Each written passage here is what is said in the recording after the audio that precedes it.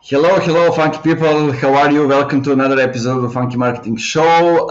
Today, I want to start this episode a little bit different and read something to you. Then I'm gonna present you my guest, and we're gonna talk about different stuff, mainly content marketing and everything related to it. So, um, let me read a couple of things for you. So, nobody ever set eyes on a crusty old website and said, "Gee, this company is straight fire. Let me go grab my credit card." If selling was that easy, every Joe Schmo would be a millionaire, right?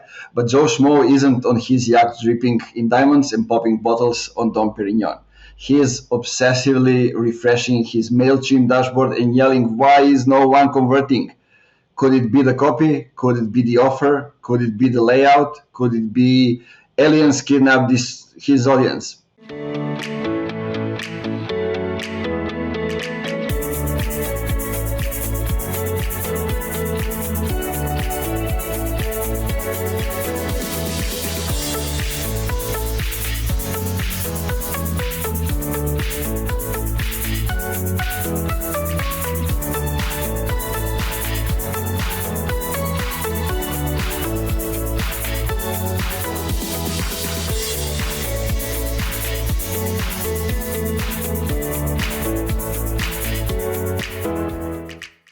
Today, my guest is Erin. She's a one-stop shop.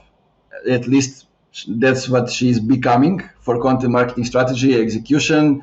She worked with more than 100 B2B companies. Some of them are HubSpot, Drift, G2, Metadata, Predictive Index, and she helped launch a new market category to help secure 50 million Series A, increase blog traffic by 583%. One content optimization engagement generated 550K in revenue, shortened the sales cycle by 30%, generated 67 request demos, and 150K in revenue.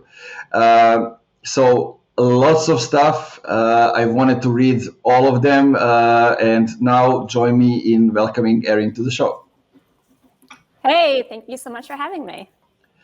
Yeah, welcome. And I usually don't present people that way. I don't like to read the numbers in this one, but you already have them in your about section, and I figure out some of these things needs to be said.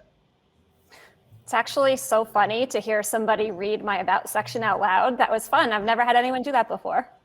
Yeah, it's a great story, and I like this kind of different different ways of people are actually showing their copywriting skills and everything. I don't know, a couple of actually all of them were females. I don't know why. That had a great about us section. Camille Trent was one of them. She mixed lots of stuff, including NBA, Damian Lillard, and all kind of different stuff. Other was MJ Peters, when she explained a couple of things that she has done. And when I said that, people are like, I had no idea that it was like MJ. So the same with you. I like how you share the context and basically, invite people into the solution. Thank you. So first, I'd like to start with what's going on with you, because like following you on LinkedIn, I see that you are kind of starting the solopreneur's journey, and as I already mentioned, becoming one-stop shop for content and different kind of stuff. Yeah, I'd love to share my journey with you. So I have been writing and editing professionally for 10 years, and I had been working as a magazine editor, but like print magazines back 10 years ago. And I was on vacation and I sat next to this cute guy in an airplane and decided that I wanted to go move to Portugal to pursue this relationship. And now this guy's my husband, so it all worked out. Nice. But I had to quit my job to do that. So I had this, magazine editor job for a year, and I'm like, hey, I'm just going to freelance from Portugal. It's going to be awesome. I'm going to kill it. Guess what? I did not kill it if we're talking about financial results, because it's tough to make a good living as an editorial writer because you're pitching magazines. There's only so many magazines that are out there. So I ended up going back to full-time work, and I've been working leading content teams for the last 7 years. and freelancing on the side, on and off. So every now and again, I would take some clients, I would take a break. And, the last year and a half, I've been really on and trying to build up my business. So now it's humming right along, and tomorrow's my last day at my full-time job, which is the Predictive Index. I've been there 3.5 wonderful years, and it's very sad and bittersweet to leave, but I'm excited for my next adventure. Sounds good. How did it happen that you choose to go on your own journey? Like, was it the course that you launched and, seeing the results and seeing what's coming out of it, or something else? I've always kind of been entrepreneurial minded. I've always, had an interest in working for myself, and just the timing was right. I was getting so much inbound interest from posting on LinkedIn, from going on all different podcasts, from making a lot of friendships with people and getting a lot of referrals from my peers as well as my former clients. So the timing's just right. I kind of couldn't say no to the opportunity. Yeah, I agree. That's the right thing to do. So tell me, we're going to talk about content, but how should we define content in 2022? I think lots of stuff are going on. People are using content in lots of different ways. Some of them are becoming really crazy with Meta and all those other stuff. So how do you see it? I mean, stories, I see it as stories, and these stories can be told any channel across verticals. When I think of content, I create content in partnership with the entire business, depending on, what the business strategy is for the year. So if one of our primary strategic objectives is to, recruit top talent, then some of my content budget and my resources are going to be specifically dedicated to that goal. So it's not going to be just blogs speaking to our personas, but it's going to be different ways that we can use our resources on the content team to capture and attract and convert top talent to come work for the company. So it's not just that, it's kind of a fundamental mind shift away from we need to create a blog and a lead magnet and get people to become customers and then our job is done. It's a much more holistic customer, partner, employee lifecycle mindset. So you're working as a partner to help the entire business needs. And that might mean, ahead of an annual kickoff, maybe you're helping to create decks for the presentation because you want to make sure that you have the strategic narrative. And yeah, it's great if you put it on the website and you tell it to the world. But if your internal employees don't understand it and your sales team isn't able to have conversations about it, then what good is it to put it out there? So I think it's more of a holistic mindset in telling those good stories in all different formats. Yeah, that's very well said. Because I'm still seeing today that company only look at it from one side or one perspective, or or it's just SEO. Mm-hmm. When it comes to specifically the content, those kind of stuff, we're gonna write just for the sake of getting traction from Google, those kind of stuff. And then they're targeting the decision makers, the C-level executives, and then the content is completely wrong. So because they didn't figure out who are they talking to and why they should do specific things. So we start from who we are talking to and what we want to do, right? Right. Yeah. A lot of times in groups that I belong to, I hear people asking questions about content strategy. Hey, what's your content strategy for the next year? And I would say that maybe 8 out of 10 people say, oh, we're going after keywords on the blog. And I'm like, well, that's a part of an SEO strategy. That's not even an SEO strategy. That's a component of an SEO strategy. That's not a content strategy. Content strategy is not just, the format or, one channel. It's about the holistic, the strategic creation, measurement, and distribution of content. So I would say that I see that a lot too. And it's not their fault. I think that they just haven't yet discovered all that there is that can be accomplished through content. Yeah, I agree too. Like, distribution is also a part of it. Who are you creating the content with and why is also part of it. So basically it comes down to, do you know what your core business is, why it is, what's your story, what's the founder story inside of it. So the whole holistic approach. But storytelling is somehow getting into being, the buzzwords, and everybody saying it. We are doing the storytelling, we are telling the story, but how do you see the way the company can differentiate themselves by telling their own story, not copying someone else, not looking at what competitors are doing, just coming from the core of the company? Because that's how I see the story. Okay, there is some bigger change that we need to to look up to, but then what's our part in that bigger change, and how do we communicate that? Yeah, I think it starts with a lot of market research, right? So it's understanding who your competitors are, and not just your competitors, but what's a market gap that you could fill, and that will kind of guide your company decision if you're going to compete within an existing category and differentiate yourself against the players, or if you're going to create a new category. And that's something that we did at the Predictive Index, is we created a new category because the space that we were playing in was becoming quite saturated, and we knew that our platform and our whole solution was so much bigger than just the category that we were known for. So yeah, I think it's a matter of just really doing a lot of interviews, a lot of research, and then coming up with the best way to frame your solution. A question there. How did you come up with the fact that you need to create a new category? What are some indicators that were guiding you? Because I'm asking you because the company I've been working with, called User Guiding, has found out that from the interviews that sales is doing with the customers, from the interview that customer success is doing with the customers, they wanted to know how the customers are looking for them, how they are calling them. And then they found out that they're calling them with bunch of different names, because basically it's an onboarding tool, and they figure out they can go rank, create the content for lots of different categories.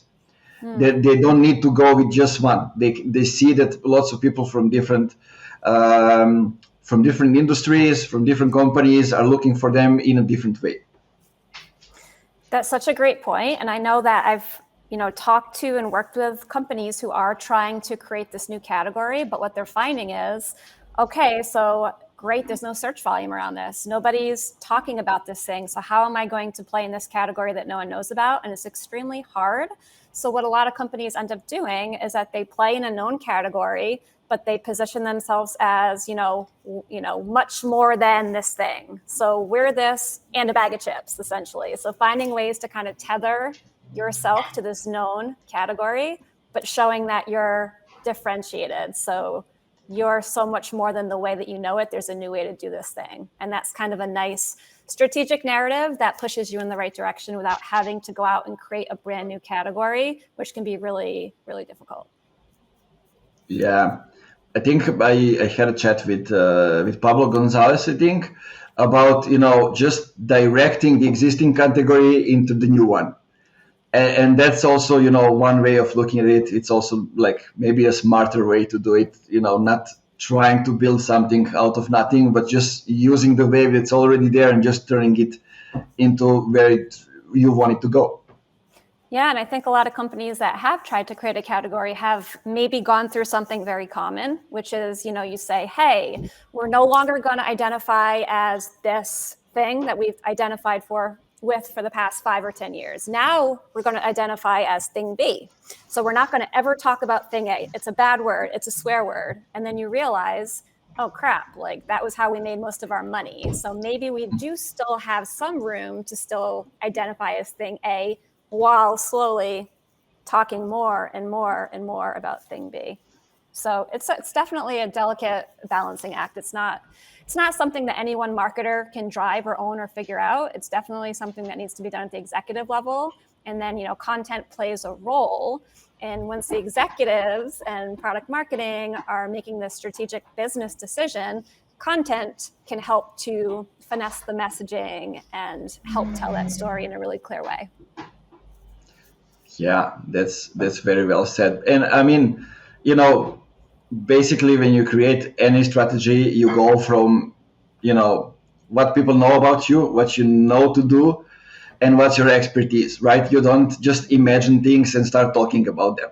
That's the wrong way to go. And that's why you need to, still hold on to things that you're known for, but use them to kind of get into the new space. Yeah, and I see a lot of companies, they're not coming out of the gate on day one being like, we're this new category. A lot of times I'm seeing companies that exist and they've seen growth and now they want to, really escalate that growth. So that's when they start to talk about, category and changing their category.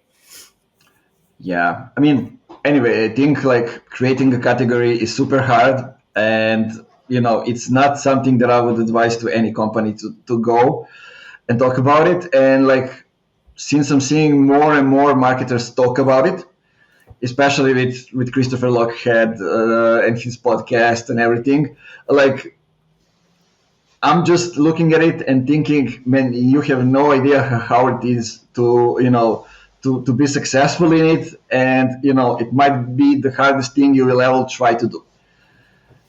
Yeah, for sure. I mean, I can give you a very small example. So boiling it down to me personally. So I'm going out on my own as a content creator. Something that's unique to me is that I'm a strategist and I do execution. So a lot of times you have a consultant or someone doing the strategy and then they pass it off to the writer to execute, or the writer who, gets the assignment and writes. So I do a bit of both. And so as I've launched into this business, I'm a solopreneur. It's just me. I'm doing the strategy. I'm doing the work. And I've had to really stop and think about, where am I going to be in 3 years from now? Do I want to be a solopreneur forever? And the reason I say this is because I spent 3.5 years at an agency. And I always said, I never want to work at an agency. I never want to be an agency. But that's a fundamental shift that I need to get over if I want to eventually grow and scale my business beyond what one human can possibly do while still having some work-life balance. So I'm trying to think about my own positioning. So I'm not, necessarily going to be a solopreneur forever, but I also don't want to be the traditional agency because I've been there, done that. I've hired and worked with 10 plus content marketing agencies while working with all these different clients. A lot of them aren't very good. So I don't necessarily want to be seen as one of those agencies where they hire really brand new green writers and the people are quitting every other month and you get used to somebody, you onboard them, the next person leaves. There's a lot of, problematic fundamental things that are inherent to the traditional agency model.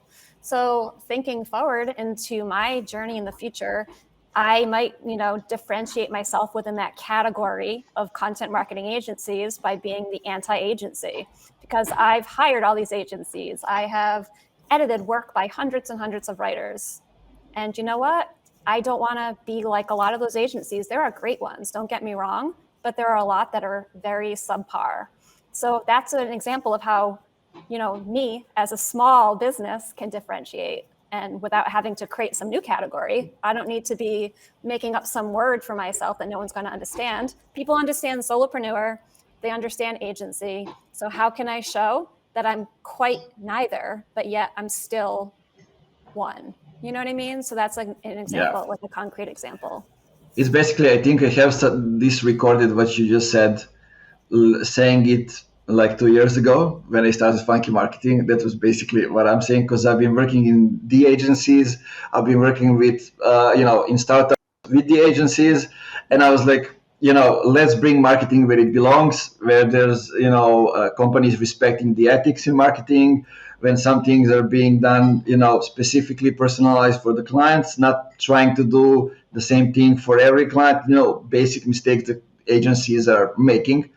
And just going through the same conversation that you just mentioned. So yeah, and as you are doing it the same or thinking about doing it, that's why I was always like, Funky Marketing. It's not me, it's the community of people working together to achieve a certain thing.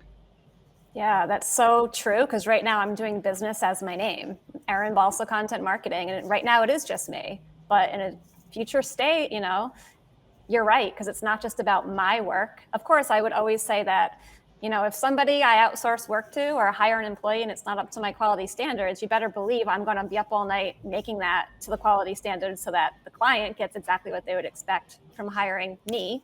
But at the same time, it's not going to be always me doing every single bit of the work. For the next year, for sure, I don't want to take that on in 2022. I want to just be responsible for myself for a year.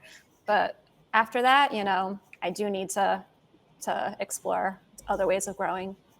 Yeah, same here. I think now is the year when I'm gonna try to really involve other people more. I mean, I've been involving them in a different ways, but I've been learning how to be an entrepreneur because I never been that before I started Funky Marketing. So that was the thing where I needed to learn more. Marketing was okay. That's what I'm good at. That's what I know to do. But entrepreneurship is completely new thing. Yeah, for sure. I actually had a business when I was in my 20s for a few years, and I didn't know really anything about the marketing side yet. So I learned this really cool in-demand skill, and I went out, and my friend and I co-owned this business. We had no employees. We did all the work and all the marketing, and it was pretty cool. We made enough money to pay off all my college loans and to, buy a house and everything. So I did really well. And then I just kind of petered out because I didn't have the entrepreneur long-term mindset. And that's important. I think that anyone could be an entrepreneur for short term. I'm going to build this business and I'm going to, my goal is to make 6 figures. And then what? How do you sustain that growth? And back then in my early 20s, I didn't quite know. I didn't have a real good plan, so I feel like now going into it all these years later with a decade of experience, it's going to be a whole different story because I do have more of a marketing mind and more of a long-term vision. Love it. That's great. Amir asked a question. If there are small circles of people on LinkedIn who are leading the change with content. Okay. What's your answer to that? Leading the charge? Do you just mean the most known the change? Creators? Okay. I think basically the innovators that's how I see it. Okay. Yeah. I mean, I see a lot of people that are growing fast. I mean, a lot of people that I'm friends with, I would say that I've developed friendships with, which is nuts because we're also isolated in our houses and not able to go out. So I've really invested heavily in the last year and a half with making friendships on LinkedIn with my peers. Yourself, Camille, who you mentioned, Brooklyn. There's just so many people. John Bonini. There's so many people that I've made these friendships with online. And I would say that they're definitely leading the charge with content when I think about content marketing, because when I think about content marketing, their names pop right into my head. So I would say to me, that's what leading the charge is. And I always say, the difference between content writing or copywriting is I want you to buy now, or I want you to buy later. So content marketing, these are people, I might not need to hire you today, but if I, in 3 years from now, need a content marketer, these people are going to pop in my head first. So to me, that's leading the charge. Yeah, I agree. And, there is this thing that we are seeing the same names on LinkedIn. It's about, just wanted to tackle that a little bit. It's about who we are connecting with and how we are going from that. I took some time, removed 3,000 followers, just, people that I never had interaction with, not because I didn't lead the interaction. So, and just trying to connect with people who are not into the B2B marketing space or not into the tech space, just wanted to, widen my views and widen the circle of people that I'm connecting with.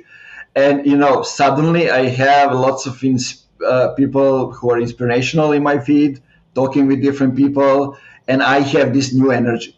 That's so interesting. I'd actually love to hear more about what was your decision? Why did you want to remove 3,000 people? And did you see an immediate impact in terms of content metrics as well as your own kind of happiness? Yeah, it was interesting because, I removed some connections. LinkedIn removed the followers and some additional ones. So I needed to get them back by connecting with new and fresh people. But what's interesting in that is that, I unfollowed lots of people as well. So when I follow specific people that I want to follow, like my feed was looking very different.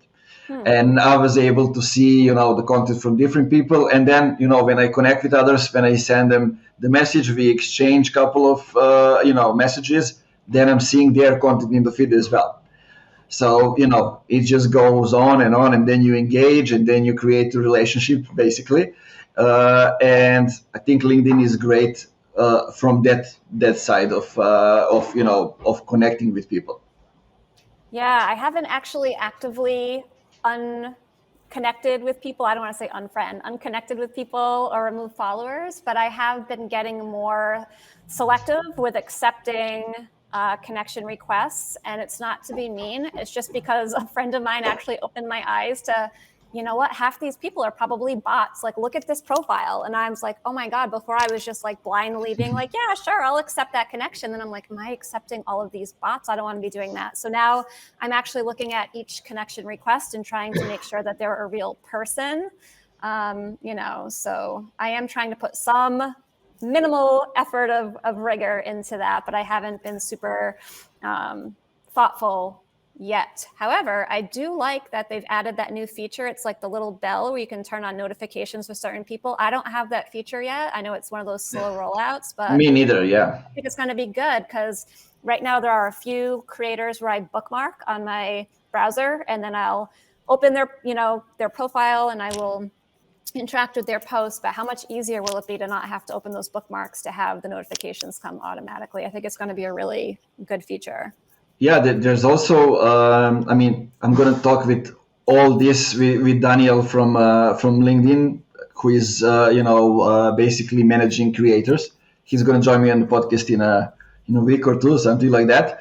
But one thing that you can do, and I have to thank Yag. I don't know if you know Yag from India, Yagvanar Ganesh. Yes. Yep. Yeah, I think it was year and a half ago. He created this group on LinkedIn inside the inbox. So it was like around 10 people. Now it's, I think, 4 of us. When basically we were talking about different problems we are coming up with, different experiences, and basically as we are communicating inside the groups, we see the posts for those people. The first thing we see when we come into the feed. And there were some really great people like Tara, who was working with Gravy. Yeah. I don't know, Nick Bennett was there, Zineb Layachi, Juliana Jackson, lots of people. And really good creators and people who are creating great content and who are right now, if you check what they're doing, they're accelerating and going to the next level. So I think that also might be the solution, not just to get notified and engage in their posts, but also get, pick their brains in a way. That's a good point. And once you do move it to the DMs, and you actually start to build more friendships with people, right? So you can do that in comments too. I think that some people move it to the DMs way too early. And I'm like, whoa, slow down. I don't even know who you are. But I do want to make friends. That is why, one of the reasons I'm on LinkedIn. But I say that it's kind of invasive to just kind of invade someone's inbox too early with an ask and not a give. I get a lot of that. I get a lot of people just DMing me. I don't know who they are. And I mean, just the other day, 3 days ago, someone DM'd me, like all capital letters, like, you need to tell me how to write better. I was like, damn, that's so rude. Like, who says that? So I'd say, slow your roll, make friendships, but just like you would in real life, you wouldn't just knock on somebody's door and enter their house, right? You would want to get to know them over time. And then you give as well. Maybe you go to their house and you bring over a bottle of wine or a cake. You don't just go empty handed. So I think those rules that apply in real life apply to LinkedIn too. Yeah. Do you maybe have a certain time that you take before you say hi to somebody in the inbox? I honestly don't do it very often at all. But I'd say I would definitely interact with at least 2 or 3 posts so that they know who you are. You've interacted thoughtfully before I would, message somebody, because you have to think a lot of people that do get a lot of interaction on their posts, they might be getting 100 messages a day. So, it gets difficult. And they're probably nice people. I'm sure that they would like to be able to answer every message, but sometimes they get flooded. Yeah, of their time. There are a couple of things I can say here is like people are definitely not getting hundreds of messages. I think there are a very small group of people maybe that are getting that, so don't worry about it. But for example, I can tell you what I'm doing. I'm giving them at least 2 to 3 weeks to kind of consume the content. I'm already seeing them in the feed, so trying to engage. And when I reach out to them, I just say, hey, just wanted to drop a line and say hi. Nothing else, because that's all I want to do. I just want to get to know them. Yeah. And then everybody's responding to that.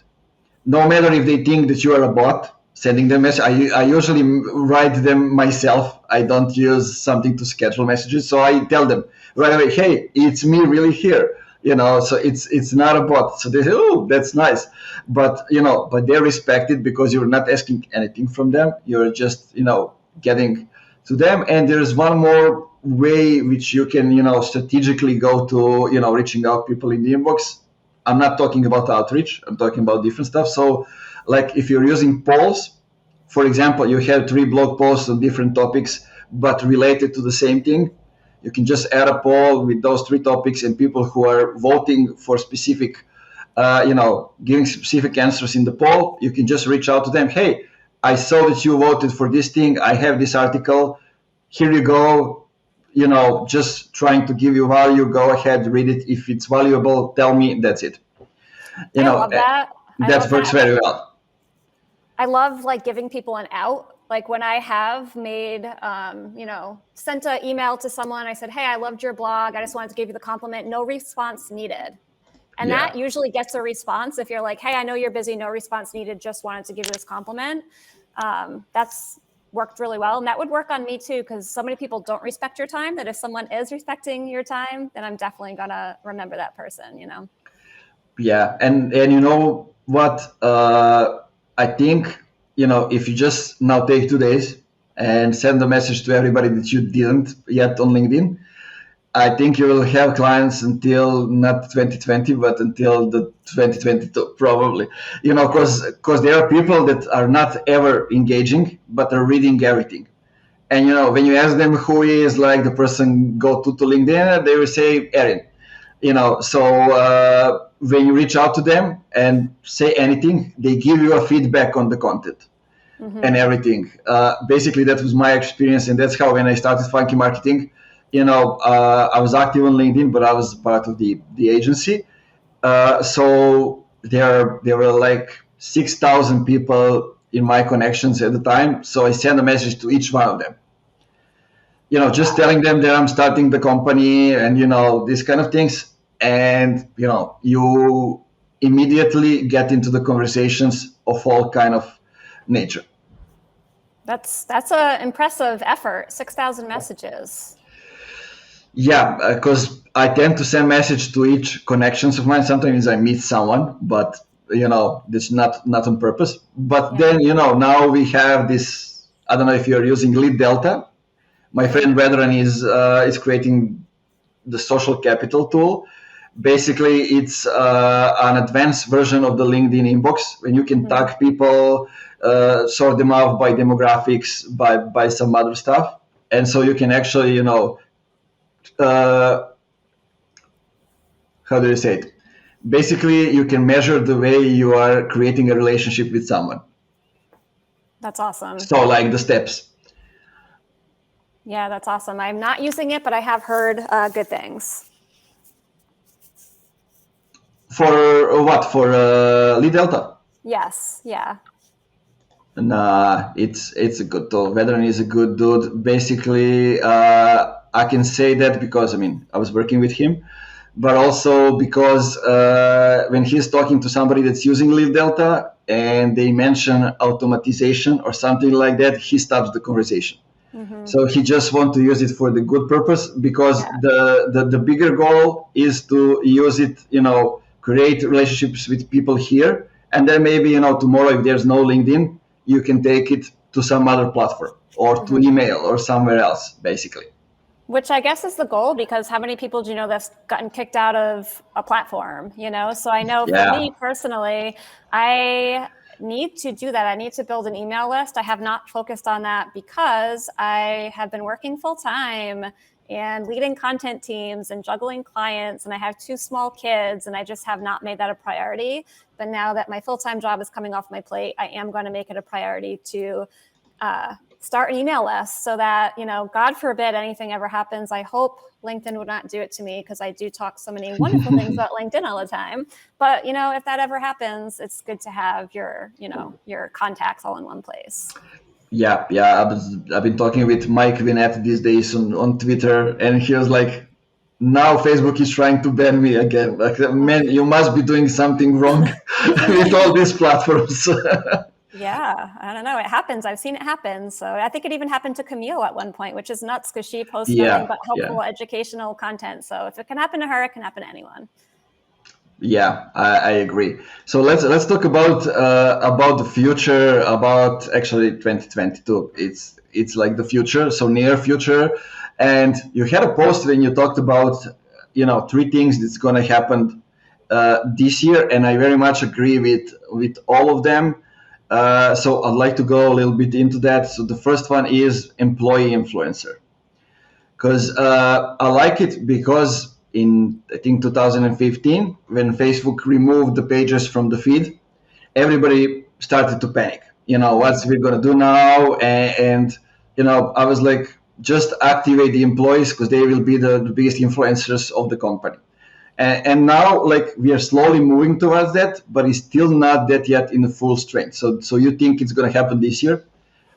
I don't know that every industry is going to have employee influencers, but I think that more and more companies will start to see the importance, and they will start to either train their existing employees who have shown interest, because you can't force anybody if they're not interested, or they'll start hiring people who are already doing this thing that they would like them to do. So I think that's just going to trend up, and not just this year, but in the future. We're going to see more and more of it. When I think back to employee influencers in like the B2B SaaS space, the first one I knew was Dave Gerhardt. I was working at a content marketing agency, and I think back in like 2015 or 2016, he was making those walking selfie videos. And I remember thinking, like, who is this guy? Really, he was a genius, way ahead of the rest of us. But every year there seems to be a few more people and more and more and more in the B2B SaaS space. And I think it's just going to continue to grow. Yeah, I totally agree. And I think it's going to be a bit different, because we will have people like you, like me, who are maybe not working inside the company and promoting the company, but also working with different companies with different products, and loving some of them. And because they love it, they know they will do a good work, the product is good, started to promote them. That's so true. I mean, it works really well for the internal employees, and for, like, if you're a marketing agency or a content marketing service provider and you're working with a client, why wouldn't they add on to part of your package some, LinkedIn post from your personal page? Like, hey, guess what? I'm going to shout out this work that I'm doing with my client. And you're getting their name in front of, tens of thousands of people. Why wouldn't they pay you an extra $1,000 for that reach? Because that's probably better reach than they might get with just a cold ad. Yeah, totally agree. And then we go back to the leadership and the culture, so this thing can actually work. Yeah, exactly. So you had some interesting things about the way you see it, like repurposing blogs as LinkedIn Pulse articles. I'm kind of interested in that because I don't see LinkedIn articles anywhere. So just wanted to get your thoughts around that. Yeah, so I think it's a matter of distribution, right? If you want to hit a wider audience, if my company, if I'm looking at the predictive index, we target business leaders, HR leaders. So, we're distributing from the company page and all these other different channels, and we have our paid ads going, blah, blah, blah, all the basics. But now if I, have this audience of marketing leaders, our marketing leaders, they're a business leader. They can use our products. So wouldn't it be cool if I started repurposing some of this content and getting it in front of that audience? I've done it with social posts. I have not done it as much with articles, but like Devin from Gong does it all the time. He does it really well. So any article from Gong Labs, he, puts the first third or 2/3 of it as a LinkedIn Pulse article, and it automatically gets his whole followers get a notification. And ideally, they read it on LinkedIn. They click through to the Gong website to continue reading. And I think that's a great way for an employee who, has a long-term relationship with a company to have that kind of relationship. It's kind of tricky. These days it feels like employees stay at a company for like a year and they move on. It might be kind of a risk to tie your company and your blog to that one influencer if they're going to move on in a year. But if you think that this person might have some longevity, then it can make sense to explore that as an option. Yeah, totally agree. I see it also with Medium in a different way, but yes, related to the SEO and this kind of stuff. I don't know if people know, but if you have the two articles with the same titles, on the Medium and on the website, like the ones on the Medium needs to be the same with the same title, so they rank, the same. Because sometimes the Medium can go bigger than the website. Yeah, I can see that. I actually don't use Medium. I don't read it. I don't use it as a distribution channel, but I know some people that have and that have had success with it. Yeah. I think we just republished the article with a link to the original one. That's all we do, because it's not duplicated content. So it works. Back in the day, you used to have to do like those no follow tags and all that stuff, but Google's smart now, so they can tell like which site is the original publisher of the content, and so I think it's a matter of just having the right anchor text pointing to the original article, and then you're good. You're not going to have the same kind of penalties that you might have had in the past. Exactly agree. And the second thing you mentioned is the research. So I'm also seeing that research is being done only by a few companies, possibly the bigger ones. Some of the smaller ones, got seen in the feed or somewhere else if they do it, but I see less and less companies do it. I've been seeing some of them during the past few years on Twitter, sharing this stuff and getting into that, but somehow I don't see many companies do that. So Content Marketing Institute recently put out a report, and they found, I think it was 26% of content marketers say that they publish original research, which is still really low. There's a huge opportunity, but I would argue that that number is probably skewed, because these are content marketers that are active online and they're, reading best practices. And let's just think of all the companies out there that might not even know that Content Marketing Institute exists to take this survey. So you got to take like any stat, any number, of course, I always take it with a grain of salt. Mm-hmm. However, I think that, research reports are so amazing. I love them. I'm obsessed with them. If you asked me, 4 years ago, if I'd ever be obsessed with something called a research report, I would have said you're nuts, because that sounds boring and I hate things that are boring. But you know what? I've seen the impact that they make on growth and revenue and lead gen and press opportunities and backlink opportunities and, podcast appearances and webinar content. And you can be using these reports for like a year plus and still be generating leads and revenue and opportunities. So I really do believe in them. And I think that they don't have to be boring. You can find ways to make them fun and interesting with good storytelling and graphics. You can use animations and graphics and make it a really pleasurable experience for people, both visually and with the actual copy on the page.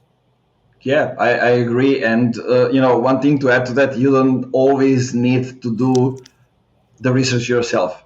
Sometimes you can use just one of the big researches over there and adapt it to your industry, to your customers, to your clients, and just show them the info that, that is relevant for them.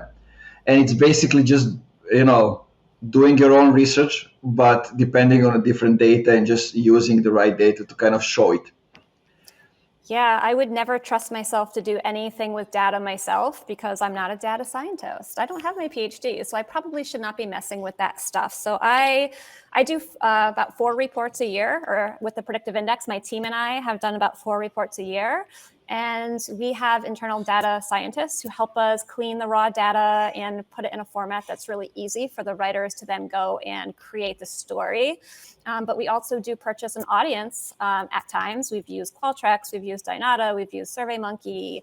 Sometimes we might build the survey ourselves. Sometimes we outsource that. So there's all sorts of different ways that you can outsource some or all of the work, because if you don't have, the team or the talent you need, that's okay. Like, people can partner with you, and really anybody could do this original research.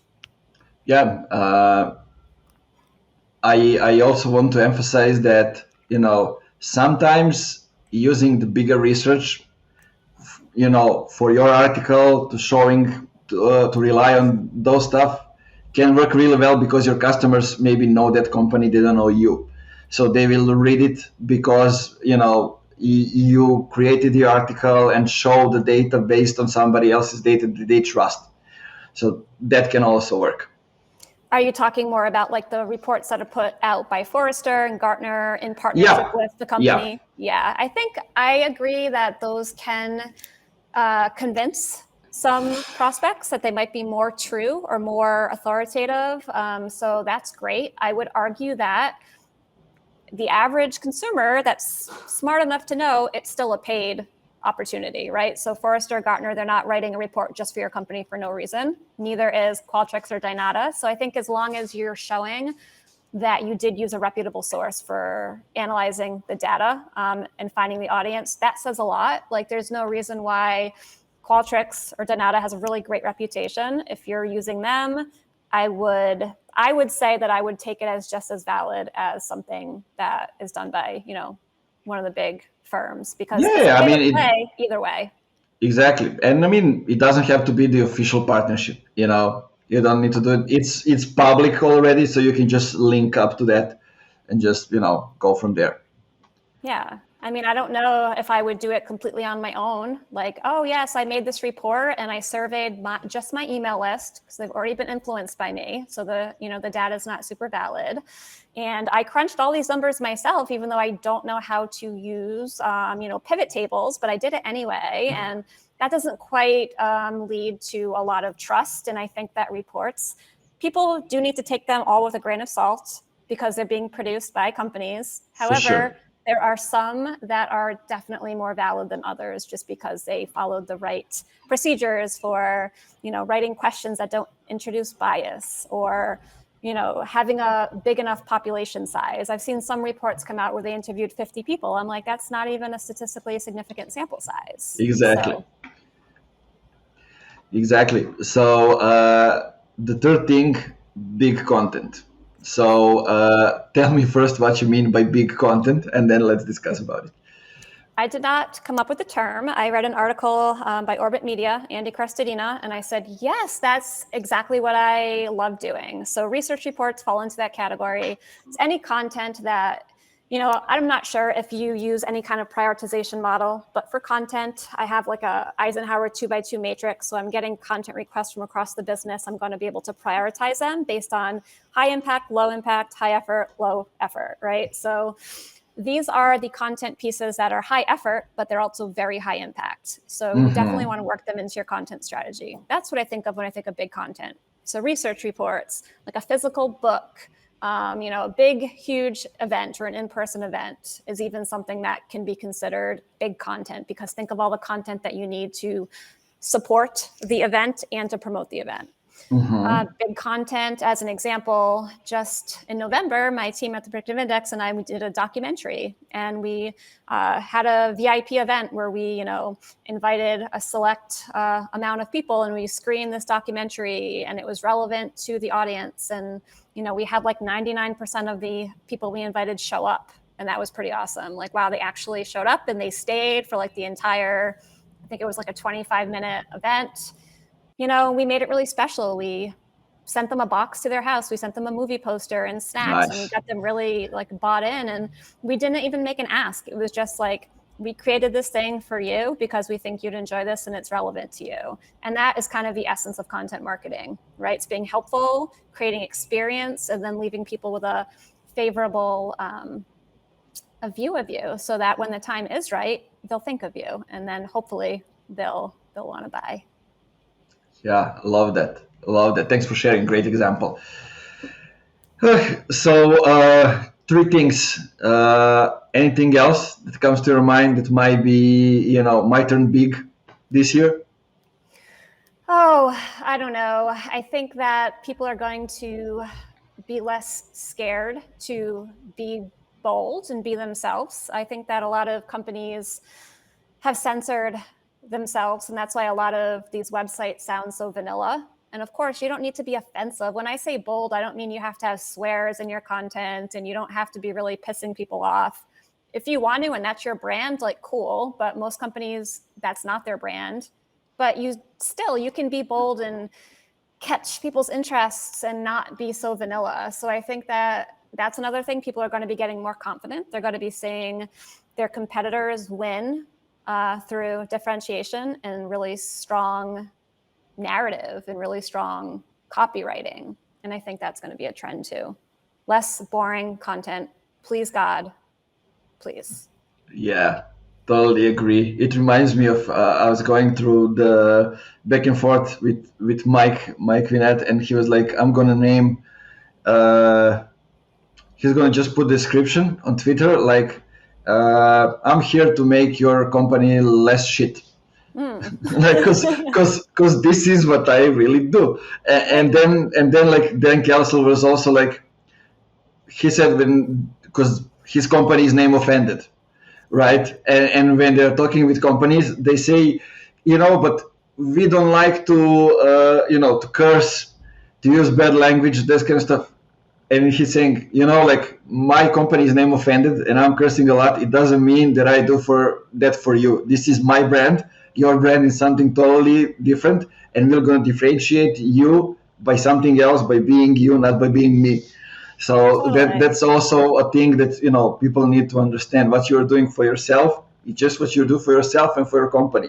If you're giving up those services to somebody else, I mean, you do go deeper and see how they can be different, not by being you. Yeah, and I mean, the best writers, they can tailor voice and tone. They can help, define and document a brand voice, because maybe a company's never had one, or maybe, it's been inconsistent depending on who's writing the copy. So that's something that a great writer could help with. And I would say, like, for me personally, I have a pretty bold and edgy voice, and I have a mix of clients. I have some clients who hire me specifically because they're like, I want my content to sound like that. Like, so they want my brand voice. Yeah. Then I have some clients who are really, they're conversational, but they're much more professional and reserved, and that's fine. Like, I'm happy to also do that. So I'd say, don't be scared to hire someone just because you think they might not be able to write in your voice. I think all writers they can adapt. Yeah, I agree, and I feel all that you're saying. Like, today I was working on strategic narrative with a company that exists for 29 years and has 16 people employed. All 16 of them are engineers, including the one that's managing the team. And that's something interesting, like how hard it is after 29 years to start working on a narrative. And what's the change? Why did you start? There was a problem, we solved.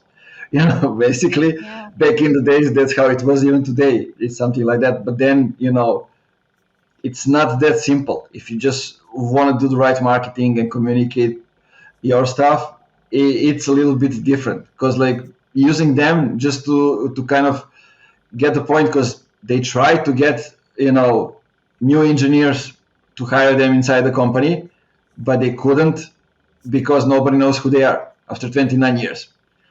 And it becomes a problem. It's not that they just started thinking about it. It becomes the problem because they didn't communicate out things. They were, working with different clients like General Electric, like, I don't know, Samsung, those kind of stuff. But when I asked them, what do other engineers say when you say those things, when they found out, they say they don't trust us. That is actually true, because they don't see the proof of that happening anywhere. That's so interesting. It kind of ties back to what I originally said about content. It's not always just for getting prospects into the funnel and closing them. It could be for recruiting talent. And I know that's a huge pain point for companies right now. So you know what? Use some of your content budget to come up with some website copy and some materials and a strategy for acquiring talent. Maybe you need to hire a copywriter to help with your job descriptions. There's so many different ways that good content can help all different parts of the business. I had a client last year that hired me to help them refine and document their mission and vision and their company values, because those are so important. As your company is growing, you want people to behave and exhibit these values that you believe in. And if they're doing these things and they're very clear on what's expected and what's not expected or allowed, you're going to have better performance. You're going to attract people who, those values really resonate with them. And, the best values are sticky. And, I'm good at that. So I have got hired even to help with that. And that's another good use of content marketing resources. And you might not think so, because you might think, oh, well, if they're helping to write these, rewrite our values, they're not writing a blog post. Who cares? You can repurpose a blog post that you published a year ago, update the publish date, give it a little tweak, and there you go. There's your blog post for the day. That time might be much more better spent in other pockets of the business. Love it. I'll leave this for the end. Just tell the people when they can find more information about you, where they can reach out to you. Guys, I encourage you to, first of all, go to the beginning of the episode, listen to everything again, because we said lots of stuff. We were going on and on. Then go and find Erin where? LinkedIn. It's the only channel I really publish content consistently. So it's Erin Balsa, Balsa. And I'm the only Erin Balsa on LinkedIn. I'm very lucky. And if you Google me, you'll also find me everywhere else, because I'm like the only Erin Balsa in the world, which is pretty cool. I don't know if that's true, but it seems like it. Yeah, like that. I recently found out there is one more Nemanja Zivkovic, also working in business, living in Canada, and we basically have the beard and the glasses. And I was like, no way, that's not happening. I still didn't get the response from the guy on Twitter, but we'll see. It's kind of something is suspicious over there. But how fortunate is it to have a unique name? Yeah, it's pretty nice.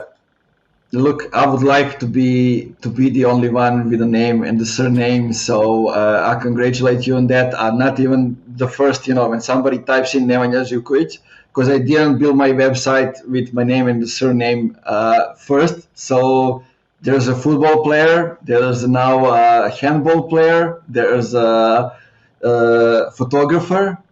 So lots of people over there, when it's sport, when it's those kind of things, business people don't go up. But, it's something that people can learn from.